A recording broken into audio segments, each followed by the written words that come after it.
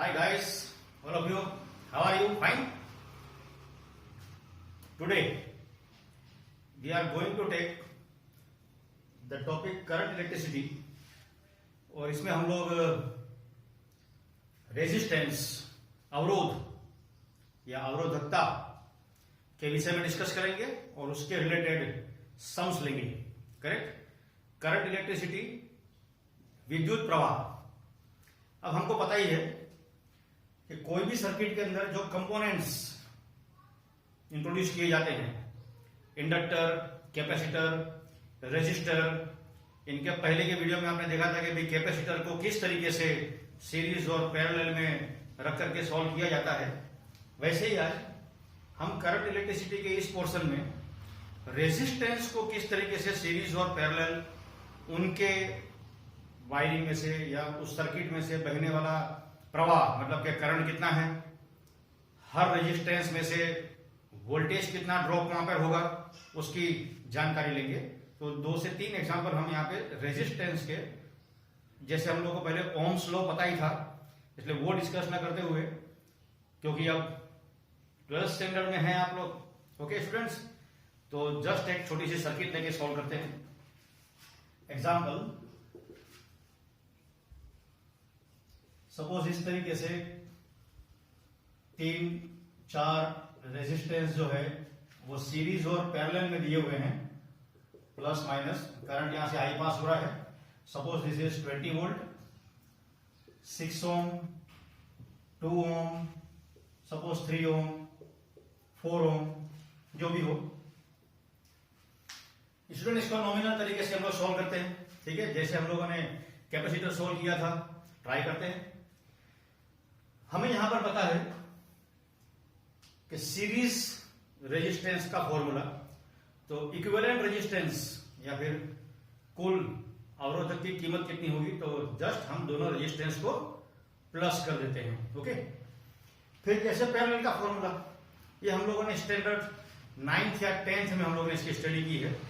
इसी के एक छोटा एग्जांपल लेने के बाद हम इसमें, अगर सीरीज पैरेलल समझ में नहीं आता है, तो किरचॉफ्स लॉ के बेस के ऊपर किस तरह से आगे बढ़ेंगे वो देखते हैं। स्टूडेंट, यहां पर हमें दिख रहा है, इसे जब नाम दे देते हैं, इसे R1, R2, R3, R4। अब इस सब में करंट की कितनी वैल्यू है और हर रेजिस्टेंस में वोल्टेज ड्रॉप, मतलब कि विद्युत स्थितिमान कितना उत्पन्न हो रहा है, वो हम देखते हैं। यहां पर दिख रहा है कि R2 और R3, R2 एंड R3 ये सीरीज में है।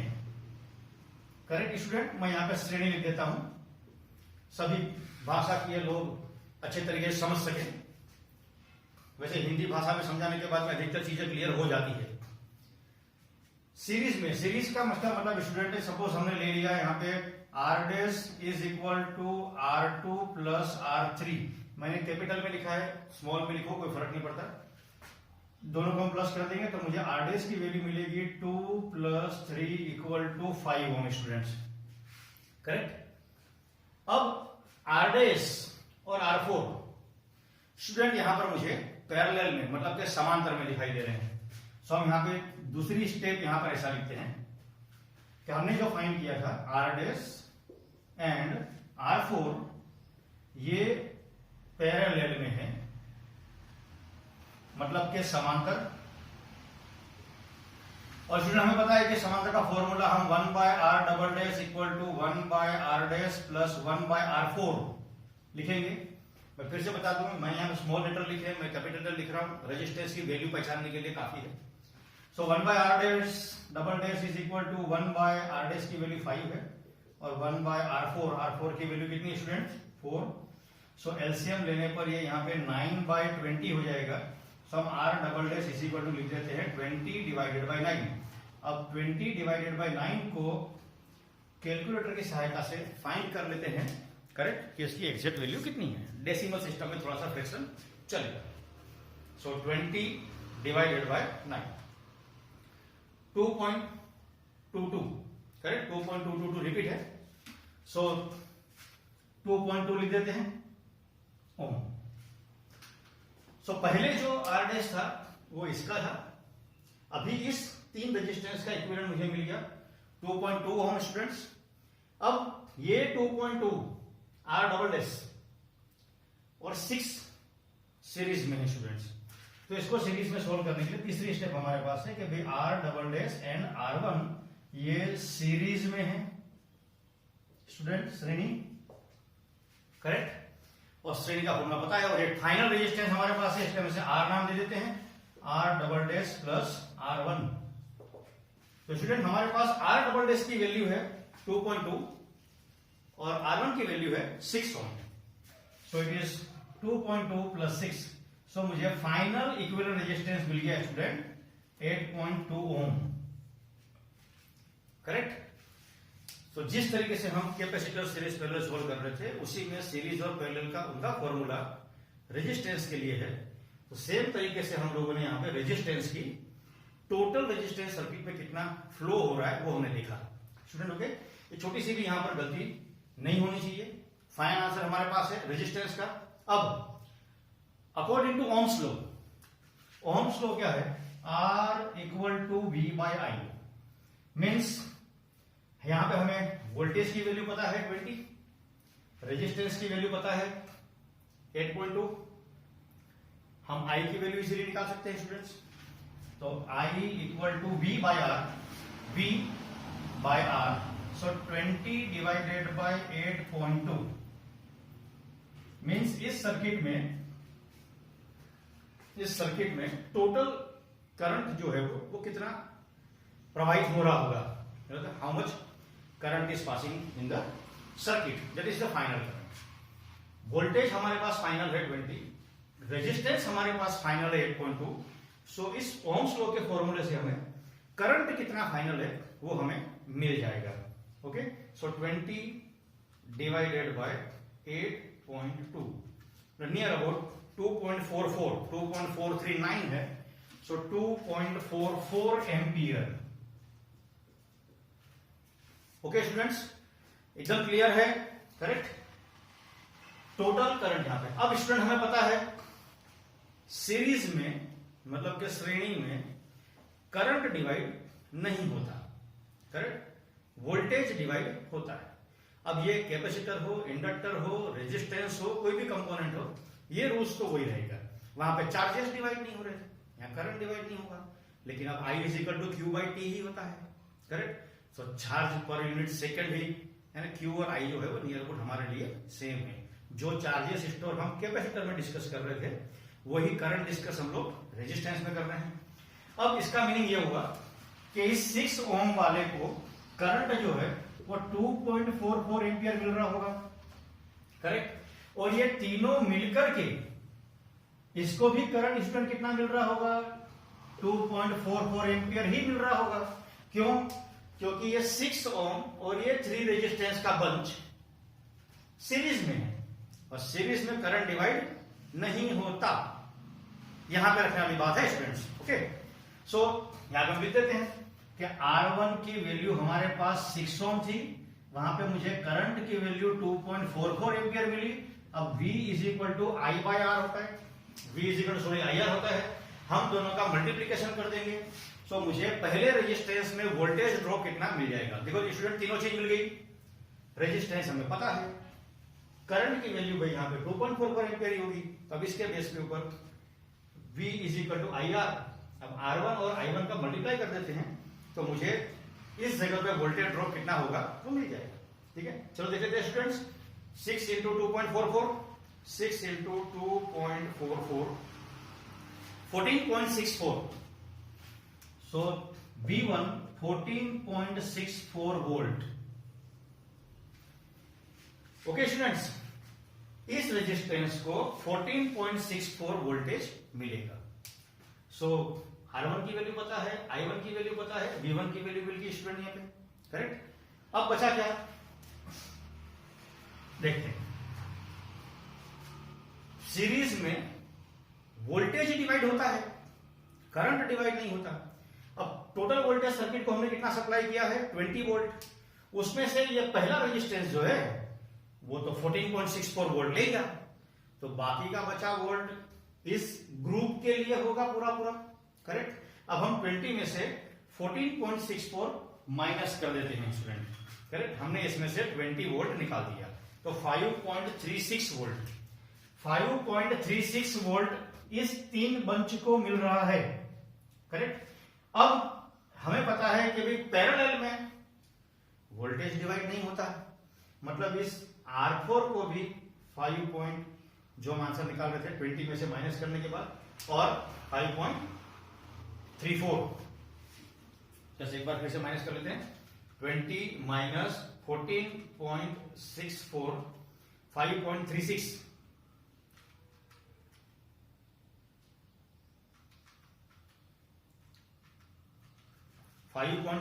वोल्ट, करेक्ट, जानबूझकर, ताकि बार बार एक कैलकुलेशन परफेक्ट जाए।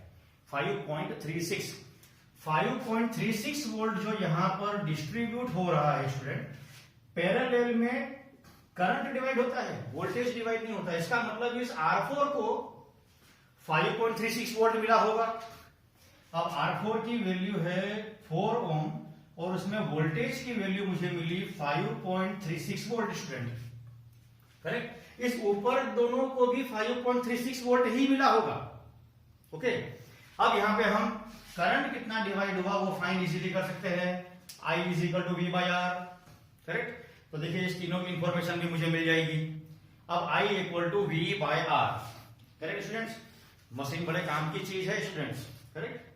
I = V/R, 5.36 divided by 4, 1.34 ampere.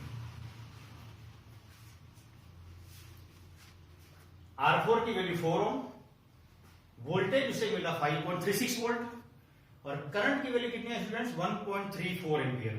अब यहां पर एक चीज क्या देखने वाली बात है, इस नीचे रेजिस्टेंस को 1.34 करंट मिला, 1.34 एम्पियर, लेकिन पैरेलल में तो करंट डिवाइड होता है।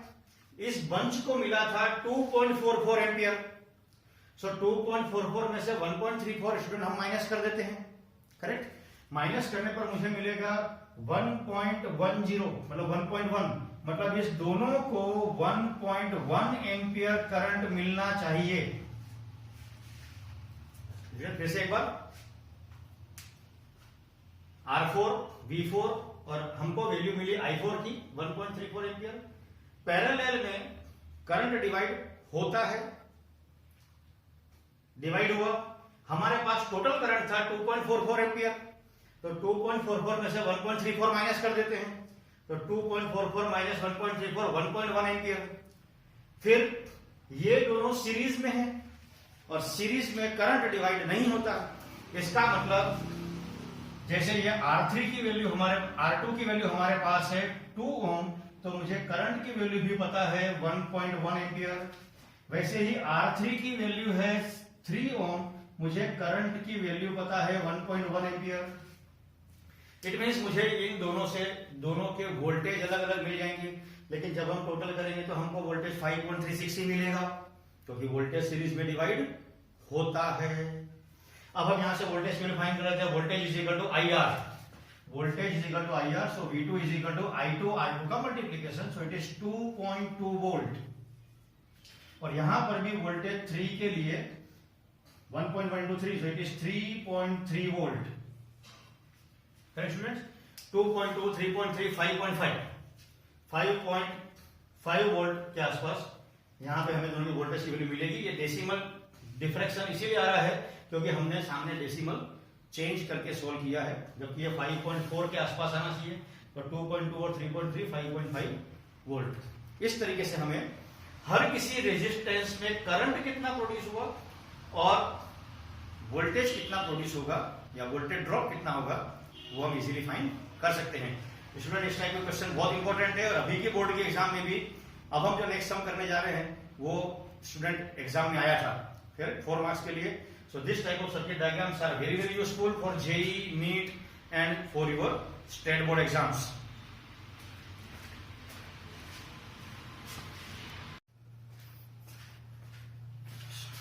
हाय स्टूडेंट्स, नया एग्जांपल लेते हैं रेजिस्टेंस में। अभी हम लोगों ने सीरीज और पैरेलल का कॉम्बिनेशन, टोटल रेजिस्टेंस, उसमें से बहने वाला इलेक्ट्रिक करंट, विद्युत प्रवाह और वोल्टेज कितना कितना डिस्ट्रीब्यूट होगा, हर किसी रेजिस्टेंस में हमने फाइंड किया। इस सर्किट में हम लोग हर ब्रांच में करंट कितना सप्लाई होगा वो हम देखते हैं। देखिए स्टूडेंट, अगर ये रेशियो 2/3 मतलब ये दो रेजिस्टेंस का रेशियो गुणोत्तर इन दोनों के रेशियो के जैसा होता तो यहां पर व्हीटस्टोन ब्रिज का लॉ लग जाता और इस सेंटर में से करंट पास नहीं होता। करेक्ट? तो ये दोनों सीरीज और बाकी दोनों के दोनों आंसर का फाइनल वो पैरेलल में हम लोग इजीली आंसर निकाल सकते थे। लेकिन अब ये क्वेश्चन उस टाइप का नहीं है, क्योंकि यहां 2/3 is not equal to 4/2। Correct? तो जब ये दोनों रेशियो सेम नहीं है तो हम इसके ब्रांचेस में से करंट किस प्रकार से अलग अलग फाइंड करें। यहां पर हम यूज करेंगे किरचॉफ्स का पहला law and second law. Kirchhoff's का फर्स्ट लॉ क्या है स्टूडेंट्स? जितना इनपुट करंट सर्किट के अंदर जाएगा उतना आउटपुट करंट सर्किट के बाहर आना चाहिए। That is called Kirchhoff first law. तो सबसे पहले आओ करंट का डिस्ट्रीब्यूशन देख लेते हैं। यहां से सपोज हमने करंट आई पास किया। अब सपोज इस ब्रांच में मैंने करंट I1 इंट्रोड्यूस किया, हम लोगों ने I1 करंट थोड़ा बड़ा लिख देते हैं। तो नेचुरली यहां पर गया होगा स्टूडेंट करंट I-I1। तो पैरेलल में देखिए इस तरीके से कनेक्शन है, तो पैरेलल कनेक्शन में करंट डिवाइड होता है। इस I में से I1 जितना डिस्ट्रीब्यूशन निकल गया तो बाकी का करंट यहां पर स्टूडेंट आया होगा। अब ये जो करंट I1 यहां पे गया है इसको हम दो पार्ट में फिर से बाइफरकेट कर दें, क्योंकि देखिए यहां पे जंक्शन मिला है, रोड यहां तक गया, बाकी के दो रास्ते और खुल गए। करेक्ट? अगर हम इसे I2 नाम दे देते हैं तो बाकी बचा यहां पर I1 माइनस I2। स्टूडेंट देखिए यहां से I माइनस I1 आया, यहां से I2 आया, इसे यहां पे जंक्शन मिला। अब ये करंट यहां सप्लाई होगा तो दोनों करंट का टोटल यहां पर आया होगा। सो I minus I1 plus I2। यहां से करंट आया I minus I1 plus I2 और यहां से करंट स्टूडेंट क्या आया I1 माइनस I2। दोनों का टोटल जब इस जंक्शन से पास होगा सो नेचुरली बाहर I बचेगा, क्योंकि minus I1 plus I1 cancel, plus I2 minus I2 cancel. तो Kirchhoff's law is satisfied. Okay, अब हमें किरचॉफ्स का सेकंड लॉ यूज करना है ताकि हम अलजेब्रिक कैलकुलेशन से इसका आंसर निकाल सके इजीली कि हर ब्रांच में करंट कितना प्रोड्यूस हो रहा था। स्टूडेंट देखिए अब हमारे पास यहां पर 3 लूप है। करेक्ट? हम 4 लूप इस्तेमाल कर सकते हैं, 3 वेरिएबल है तो 3 लूप लेकर के आंसर निकाल लेते हैं। करेक्ट? देखिए अगर हम इस तरीके से बाहर साइड से ऐसे घूमते हुए आए तो हम यहाँ पे लूप कौन सा ले रहे हैं स्टूडेंट? हम पहला लूप यहाँ पे ले रहे हैं EABCE, मतलब बाहर से EABCE। हम यहां से स्टार्ट करेंगे, ऐसे जाएंगे, यहां से जाएंगे, यहां से वापस आएंगे, ई पे आएंगे, तब हमारा लूप खत्म हो जाएगा। इन बिटवीन जितने कंपोनेंट यूज हुए उसका कैलकुलेशन किरचॉफ लॉ के हिसाब से हम इसे स्टार्ट करते हैं 10 से। सो 10, क्योंकि किरचॉफ सेकंड लॉ किसके लिए स्टूडेंट्स? वोल्टेज के लिए है, ईएमएफ के लिए। ओके, फर्स्ट लॉ किसके लिए था? करंट के लिए। सो हम 10, अब हमें पता है कि वोल्टेज का फॉर्मूला V इंटू I होता है। Correct? Sorry, V is equal to IR होता है। I की वैल्यू ये रही, R की वैल्यू ये रही। अब यहां ध्यान देने वाली बात कौन सी है स्टूडेंट्स? यहां ध्यान से देखिए, जिस डायरेक्शन में हम जा रहे हैं उसी डायरेक्शन में सर्किट में अगर एरो है तो मुझे लिखना है माइनस में आंसर। करेक्ट? ये याद रहा तो अपना सम कभी रॉन्ग हो ही नहीं सकता, बाकी तो कैलकुलेशन की मेहरबानी है। सो हम जा रहे हैं A टू B और यहां पर मुझे डायरेक्शन भी A टू B डायग्राम में दिखाई दे रहा है। So minus 2I1। उसी तरीके से जब हम यहां पर आएंगे स्टूडेंट B टू C और डायग्राम में भी यहां पे B टू C ही डायरेक्शन का करंट है तो यहां पर भी minus 4 into I1 minus I2। यहां से वापस आएंगे, बीच में 3 आया तो 3 into I minus 3I equal to 0। 0 क्यों स्टूडेंट्स? क्योंकि ये लूप है, क्लोज लूप। ओके, अब इसको हम एक कैलकुलेशन कर लेते हैं और हमें मालूम है आप लोग अलजेब्रा में बहुत होशियार है ब्रैकेट सॉल्विंग में। Let's check it. Minus 2I1 minus 4I1 minus 6I1 minus minus plus 4I2 minus 3I equal to minus 10। Equation number 1। ठीक है, जैसे ही इक्वेशन नंबर 1 2 3 आता है थोड़ा बहुत फ्यू स्टॉप में यहाँ पड़ जाता है। क्यों? Oh my god, linear equation plus minus elimination method, we have to solve it. क्योंकि हमने कहा हम फिजिक्स सॉल्व करते ही कहाँ हैं, करेक्ट? ये तो जस्ट एक अलजेब्रा का कैलकुलेशन है। सेकेंड इक्वेशन, सपोज हमने यहाँ पे लूप ले लिया और एक लूप यहाँ पे ले लिया स्टूडेंट। इस लूप को हमने नाम दे दिया ए बी, यहाँ पे एक और नाम दे दें D, A B D A. तो सेकंड लूप हमने ले लिया ए बी डी ए। अब हम ए से लेके बी जाएंगे, बी से लेके डी आएंगे, डी से लेके ए आएंगे। ओके स्टूडेंट्स, ए से लेके बी जाएंगे -2i1 -2i1। हम बी से लेके डी आएंगे -5i2 -5i2। हम डी से लेके ए जाएंगे, लेकिन ध्यान से देखिए स्टूडेंट्स, हम जा रहे हैं डी से लेके ए, लेकिन सर्किट डायग्राम में एरो कहां दिख रहा है? ए से लेके डी दिखाई दे रहा है, मतलब आंसर पॉजिटिव में लिखना है। सो डी टू ए जाते समय +3i - i1 +3i - i1 equal to 0। Equal to 0 क्यों है स्टूडेंट्स? लूप है भाई, करेक्ट, लूप है। अब हम जरा ब्रैकेट खोल लें। यहां पर मुझे दिख रहा है -2i1 प्लस -3i1, मतलब कि -5i1। Okay students, -2i1 -3i1 -5i1 -5i2 plus 3i equal to 0, equation number 2। हमें सेकंड इक्वेशन मिला स्टूडेंट्स, करेक्ट। थर्ड स्टूडेंट देखो, हमें क्लियर दिख रहा है, हम ये लूप ले सकते हैं B C D B. So हम थर्ड ले लेते हैं लूप यहां पर B C D B student. फिर हमारे पास 3 कंपोनेंट ही है, हम बी टू सी आएंगे, सी टू डी आएंगे और डी टू बी जाएंगे। B to C direction same, -4i1 - i2 -4i1 - i2।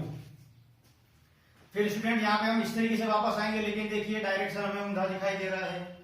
हम तो बी सी डी बी जा रहे हैं, सी टू डी, लेकिन डायरेक्शन क्या है? Opposite, plus. सो 2 और प्लस के साथ i - i1 plus i2। D to B direction opposite है student, so +5i2 plus 5i2 equal to 0, correct. अब हम इसका ब्रैकेट सॉल्व कर लेते हैं। यहां पे हमें मिलेगा -4i1 प्लस 2i1, मतलब कि -2i1। स्टूडेंट ध्यान से, यहां गलती माइनस प्लस की नहीं होनी चाहिए। एक बार मैं गलती कर सकता हूं, लेकिन प्लीज आप लोग मत कीजिएगा।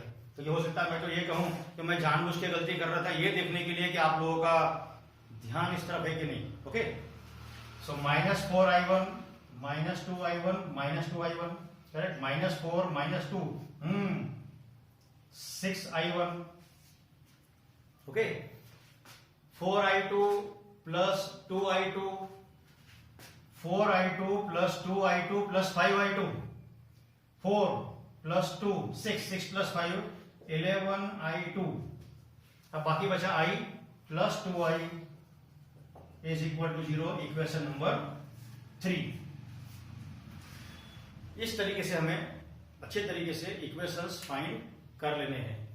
तीनों इक्वेशन मिल जाने के बाद अब हम इस इक्वेशन को किसी भी एक वेरिएबल में कन्वर्ट करेंगे।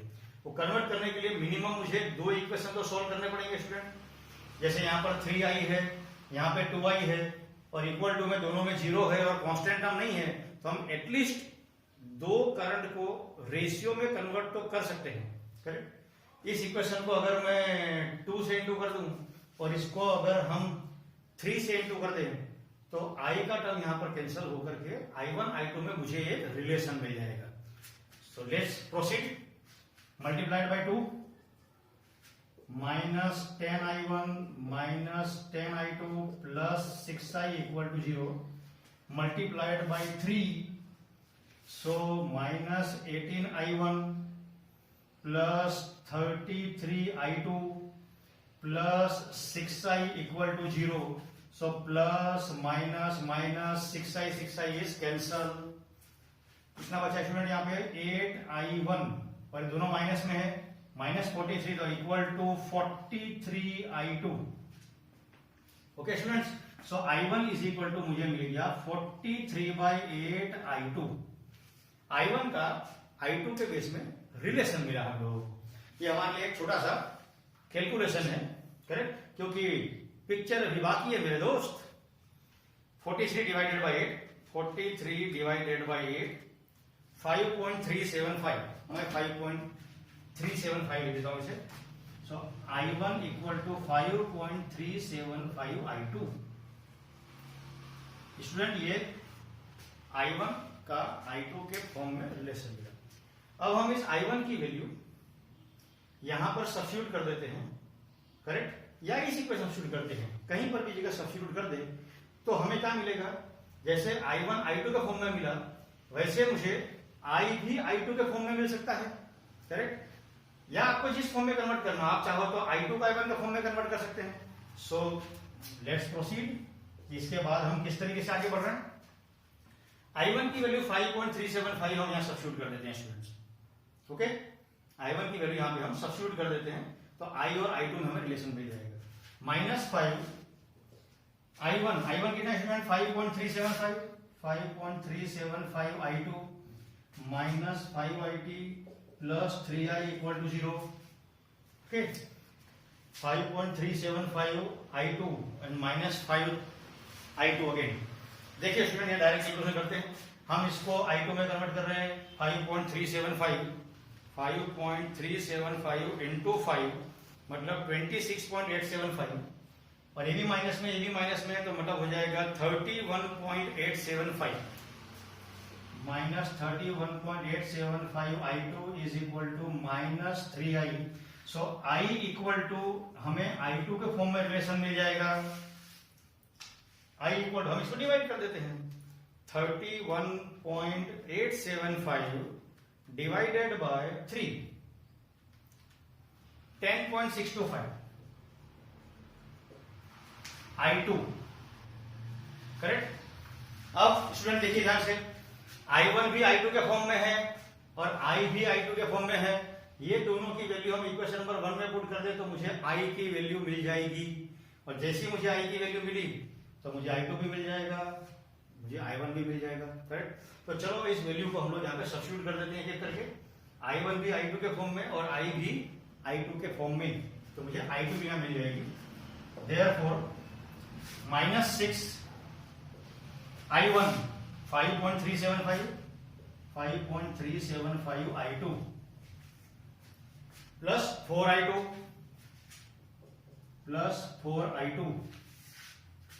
-3I I का student 10.625 I2 is equal to -10। देखिए I2 तीनों I2 को अगर हम प्लस माइनस करके 10 में डिवाइड कर देंगे तो मुझे I2 की वैल्यू यहां पे परफेक्टली मिल जाएगी। चेक कर लेते हैं, correct. Minus this is 6 into 5.375 32.25 plus 4 minus 10.625 into 3 31.875 I2 equal to -10। So what is I2 equal to 31.875 में स्टूडेंट हम लोग 32.25 प्लस कर देते हैं, क्योंकि ये भी माइनस में है, ये भी माइनस में है, करेक्ट। 31.875 प्लस 32.25 64.125, इसमें से ये 4 माइनस हो गए क्योंकि इधर प्लस 4 है, हमारा आंसर माइनस में है। सो -4 60.125